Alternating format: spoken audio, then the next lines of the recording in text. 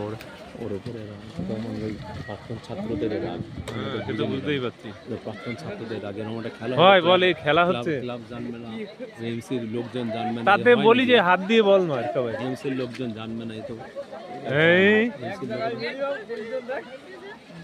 এখন ডেট পাল্টালে কি বলেন তো, ডেট পাল্টালে এখন আর ওই আপনি খেলা করাতে পারবেন না। এই ছেলেগুলো সব এই খেলা দেখো সবাই হাসছে দেখলি খেলা হয় এখনো খেলা। হ্যাঁ আমি বারবার বললাম এই এই মাঠে খেলানোর দরকারই নেই।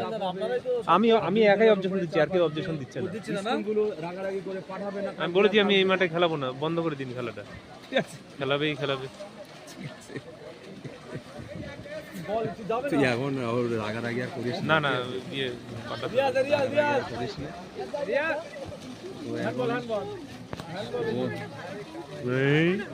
ওরে তাতে মনোযোগ বলো এটা ফুটবল খেলা হচ্ছে, তোমরা বলো ভালো লাগছে এই খেলা দেখতে? হচ্ছে না। এটা ফুটবল খেলা? হ্যাঁ এখন ওদের বাদ দিয়ে বলো।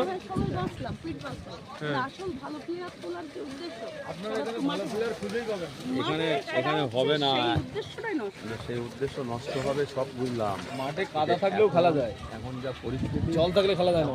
জল থাকলে খেলা যায় না, কাদা থাকলেও খেলা যায়। ও যা বললো ওই ভাই যা বলছে যে ক্লাব জানে না, এমসি জানে না, কেউ জানে না। ও যা বলছে তাতে তারও বাজে। ওরা যদি জানতো তাহলে জলের ব্যবস্থা ওরা বের করে দিত। আমরা ঠিকঠাক করে দিতাম। ওরা তো আমরা খেলা ছাড়ি, প্রত্যেকবারই খেলা ছাড়ি আমাদের এই মাঠে।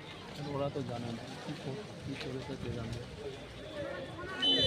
আমি আমার কিছু হলেই আমি ক্লাবের সঙ্গে সহযোগিতা নিই, এমসি এবং ক্লাব আমার স্কুলের মাঠে কিছু হলে আমি ওদের সহযোগিতা নিই, কারণ আমি একা পারবো না। নেওয়া উচিত। ওদের সাহায্য না ছাড়া, ক্লাবের ছাত্র প্রাক্তন ছাত্রদের সহযোগিতা ছাড়া এই খেলাধুলো করা সম্ভব হবে না, কোনো একটা অনুষ্ঠান করা সম্ভব হবে না ওই এরকম প্রাকৃতিক দুর্যোগের মধ্যে।